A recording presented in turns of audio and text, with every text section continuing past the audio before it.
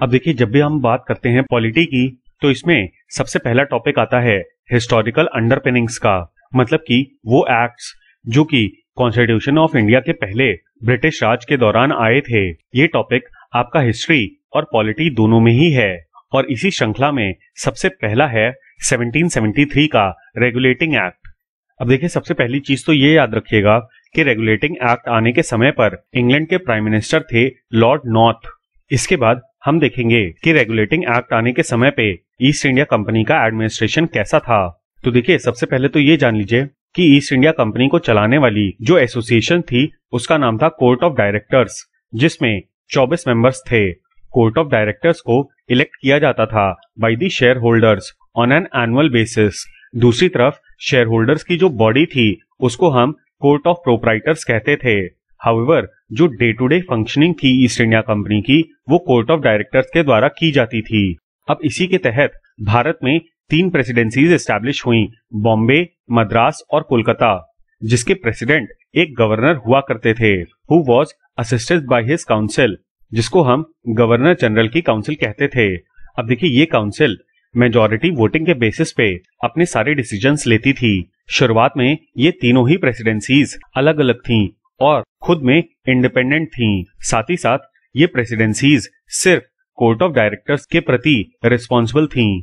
सवाल बनता है कि रेगुलेटिंग एक्ट 1773 लाने की जरूरत क्या थी। तो देखिए, इसके पहले 1757 में बैटल ऑफ प्लासी हुआ था और उसके बाद 64-65 में बैटल ऑफ बक्सर हुआ था। दोनों ही बैटल्स में ब्रिटिशर्स को जीत मिली थी और इसी कारण उनकी टेरिटोरियल डोमिनेंस भारत में बढ़ गई थी। इस समय तक भारत की कई जगहों पे ब्रिटिशर्स का राज था। For example Maharashtra, Gujarat, Goa, Karnataka, Tamil Nadu etcetera. अब देखिए, इंग्लिश ईस्ट इंडिया कंपनी का डोमिनेंस इसलिए भी बढ़ गया था क्योंकि बैटल ऑफ बक्सर में मीर कासिम के साथ नवाब ऑफ अवध और तत्कालीन मुगल एम्परर शाह आलम शामिल थे और हारने के बाद इन लोगों को ब्रिटिशर्स के द्वारा प्रिजनर ले लिया गया था। और इसी स्कीम के तहत बंगाल और Bihar dual system of administration में आ गए थे, यानी कि यहाँ पर इनका एक पपेट राजा हुआ करता था और जो भी डे टू डे ऑपरेशंस थे वो ब्रिटिशर्स के पास थे।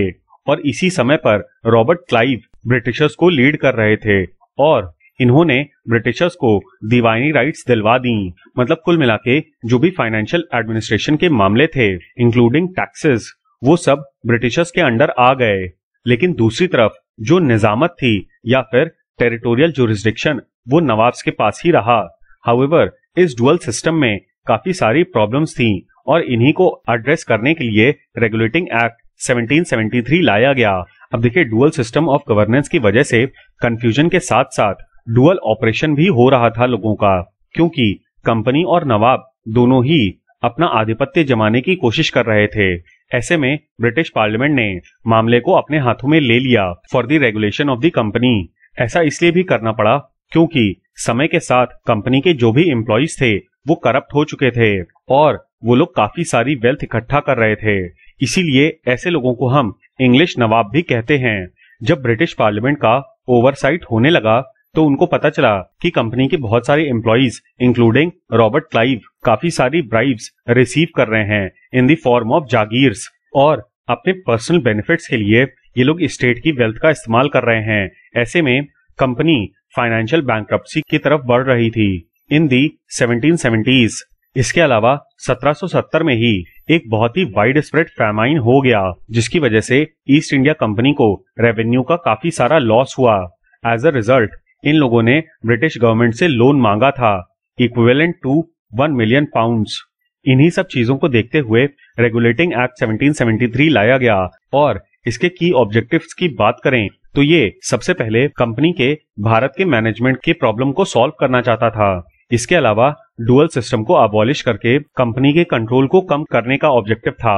अब देखिए, सिर्फ रेगुलेटिंग एक्ट ही अकेला ऐसा लॉ नहीं था, बल्कि इसके बाद 1784 में आता है पिट्स इंडिया एक्ट। इसके बाद 1813 से शुरू हो गए चार्टर एक्ट्स, जो कि हर 20 साल के अंतराल पे आए हैं। मतलब 1813, 1833 और 1853।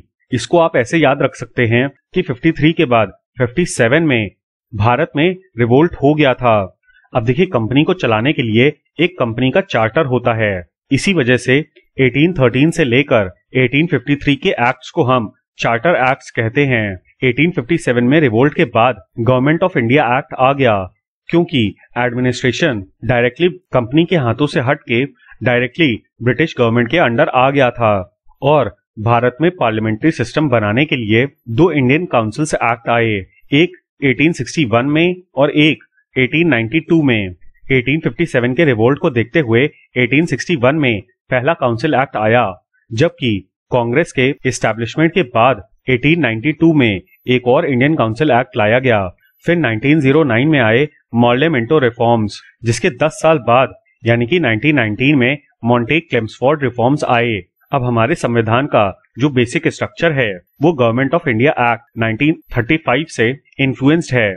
इसके बाद हमारी आजादी के लिए 1947 का इंडियन इंडिपेंडेंस एक्ट आ गया।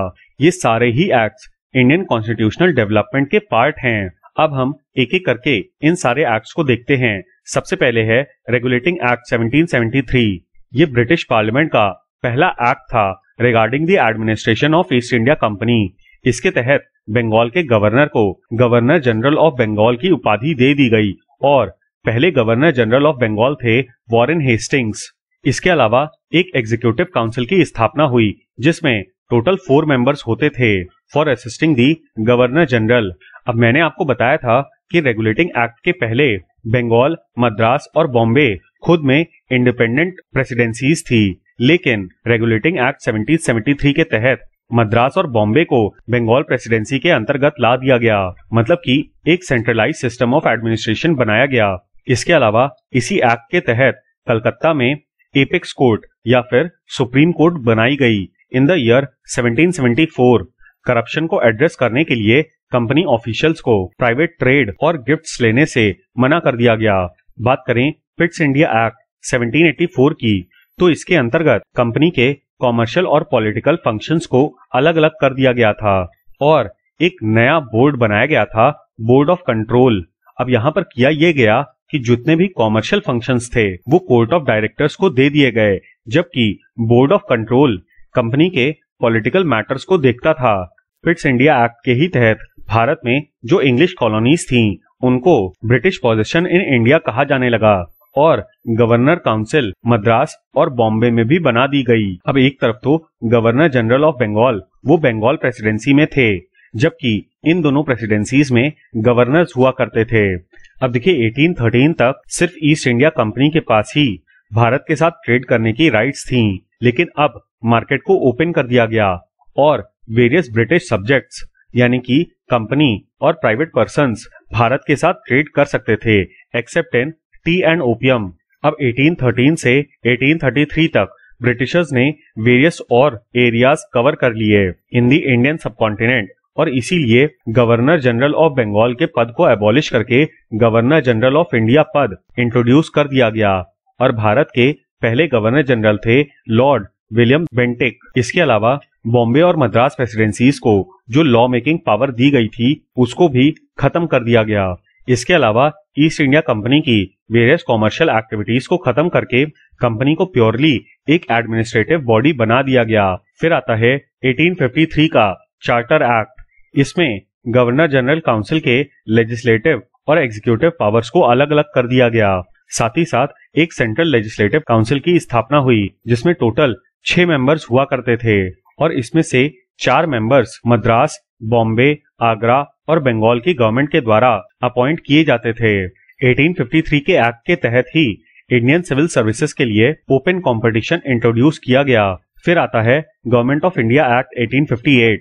अब देखिए ये 1857 के रिवोल्ट के जस्ट बाद आया था और इसके तहत एक secretary of state for India की पोजीशन क्रिएट की गई, जो कि ब्रिटेन में ही थी और ये ब्रिटिश पार्लियामेंट को रिपोर्ट करती थी about the affairs in India.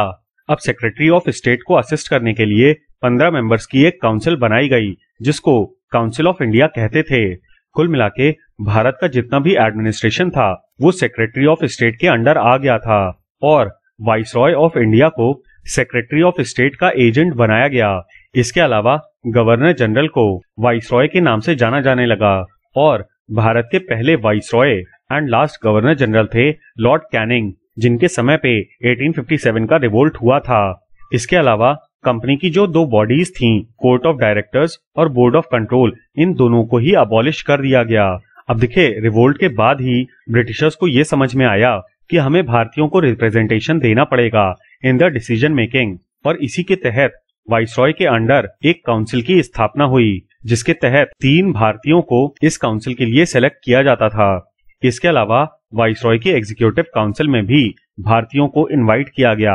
अब गवर्नेंस के लिए पोर्टफोलियो सिस्टम आ गया था, यानी कि डिपार्टमेंट वाइज गवर्नमेंट के वेरियस पदाधिकारियों को बांट दिया गया और लेजिस्लेटिव पावर्स का भी डिसेंट्रलाइजेशन किया गया, जिसके तहत बॉम्बे और मद्रास को लेजिस्लेटिव पावर्स वापस दे दी गईं। अब 1892 के इंडियन काउंसिल्स एक्ट में पहली बार इलेक्शंस इंट्रोड्यूस किए गए। हाउएवर, ये इनडायरेक्ट इलेक्शंस थे, सिमिलर टू नॉमिनेशंस। इसके अलावा लेजिस्लेटिव काउंसिल को भी एक्सपैंड किया गया और इनको वेरियस अदर फंक्शंस दिए गए। साथ ही साथ इनको ये भी पावर दी गई कि ये बजट को डिस्कस कर सकते हैं और वाइसरॉय के एग्जीक्यूटिव काउंसिल को क्वेश्चन भी कर सकते हैं। बात करें मॉर्ले मिंटो रिफॉर्म्स की, तो इस बात को ध्यान रखिएगा कि इसमें Morley secretary for state of India थे, जबकि मिंटो भारत के वाइसरॉय थे। इसके तहत पहली बार डायरेक्ट इलेक्शंस का प्राविधान लाया गया और सेंट्रल लेजिस्लेटिव काउंसिल को इंपीरियल लेजिस्लेटिव काउंसिल कहा जाने लगा। इस काउंसिल के मेंबर्स को 16 से बढ़ा के 60 कर दिया गया। मॉर्ले मिंटो रिफॉर्म्स का क्रिटिसिज्म इस बात पे होता है कि इन्होंने सेपरेट कम्युनल इलेक्टोरेट बनाए थे, यानी कि काउंसिल में हिंदूज का रिप्रेजेंटेशन अलग और मुस्लिम्स का अलग। इसी एक्ट के बाद पहली बार वाइसरॉय की एग्जीक्यूटिव काउंसिल में एक इंडियन को जगह मिली, जिनका नाम था सत्येंद्र प्रसाद सिन्हा, जो कि एक लॉ मेंबर थे इन दी वाइसरॉयज एग्जीक्यूटिव काउंसिल। अब इसके 10 साल बाद आता है मॉन्टेग क्लेम्सफोर्ड रिफॉर्म। इसमें मॉन्टेग सेक्रेटरी ऑफ स्टेट थे, जबकि क्लेम्सफोर्ड भारत के वाइसरॉय थे। अब देखिए, आज जो हम 7th शेड्यूल में सेंट्रल, स्टेट और कॉन्करेंट लिस्ट पढ़ते हैं, उसकी शुरुआत इसी एक्ट से हुई थी और सेंट्रल और प्रोविंशियल सब्जेक्ट्स को अलग अलग कर दिया गया था। इसके अलावा डायरकी सिस्टम लाया गया था एट दी प्रोविंशियल लेवल, जिसके तहत प्रोविंशियल गवर्नमेंट की एग्जीक्यूटिव काउंसिल को रिजर्व्ड लिस्ट के सब्जेक्ट दिए गए थे या फिर सेंट्रल लिस्ट के सब्जेक्ट दिए गए थे, जबकि मिनिस्टर्स को ट्रांसफर्ड लिस्ट या फिर स्टेट लिस्ट के सब्जेक्ट दिए गए।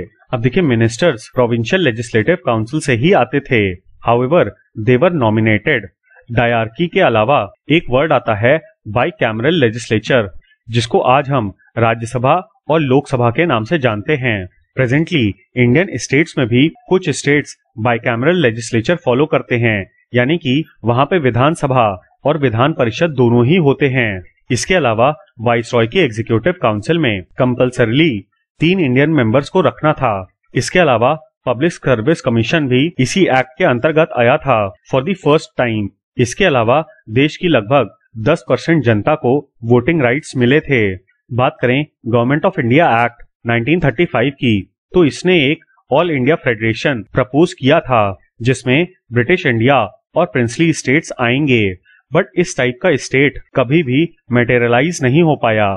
अब यहाँ पर सेंट्रल और स्टेट लिस्ट क्लियरली डिवाइड कर दी गई। सेंट्रल लिस्ट को हम उस समय फेडरल लिस्ट कहते थे, जबकि स्टेट लिस्ट को प्रोविंशियल लिस्ट कहते थे।